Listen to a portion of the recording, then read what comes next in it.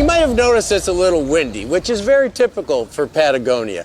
And there's some tips to help you cheat the wind or beat the wind. One of the things you want to do is not to false cast if you can help it. So I'm fishing a dry dropper and I've picked a big buoyant dry fly that I don't have to false cast to dry off. I could just make one cast, put it back on the water, and if you start false casting with a variable wind like this, chances are you're going to get in trouble. So that's one thing. Another thing is to use a shorter, stiffer leader. Normally I'd maybe fish 4X on this big dry fly, but I've gone back to 3X. I might even go to 2X. It's a big dry, so I can get away with that heavier tippet and a shorter tippet.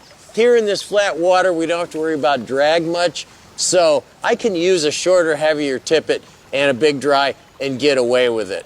You want to keep your dropper length fairly short. You know, the longer you have a nymph on a dropper, the more air resistant it becomes. And you know, if you feel like you have to false cast, what I'll often do is just dump a short cast in front of me and then pick that up and make a longer cast and shoot some line, rather than trying to false cast, because that fly going back and forth in the air in a wind like this is just going to get you in trouble. So those are a few things you can do. And also, one of the things, when you're casting into a wind, make sure you don't push your arm out like that, because you're pushing against the wind. Very important to raise and lower your elbow and bring that rod straight down into the wind.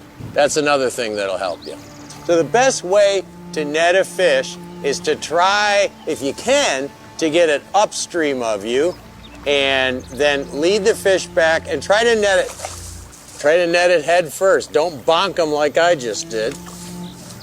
And it's very difficult to try to net a fish tail first, because they often slip out of the net. So you want to try to get it so that their head is going into the net and then lift up. And if all possible, get it upstream of you. You can't always do that in really fast water. Here, the water's pretty slow, and I was able to lead the fish upstream of me. But you have to reach downstream, you have to do it.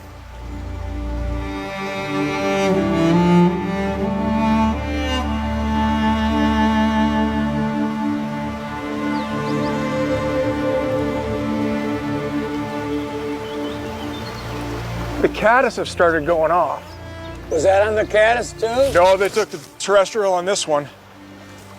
Nice fish, great fish. So I put on Eduardo put on a terrestrial, and I followed up with an elk hair caddis on the back end. And this guy came up and ate the terrestrial, and it's a good one. Nice brown, sweet fish. How do you like that? Thank you, sir. Cold water, huh? Lots of life. Magic Water's brown. Just nice incredible. So good. So good. Nice.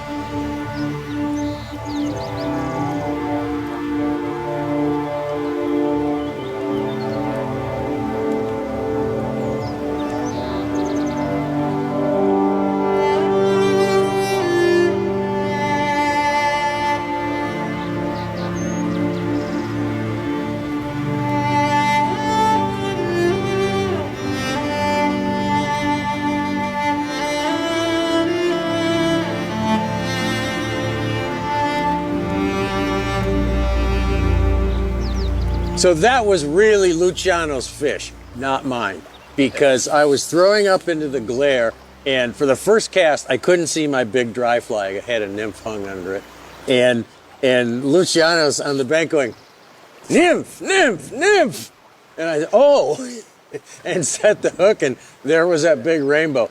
And the fish took it pretty deep because I was slow on the strike.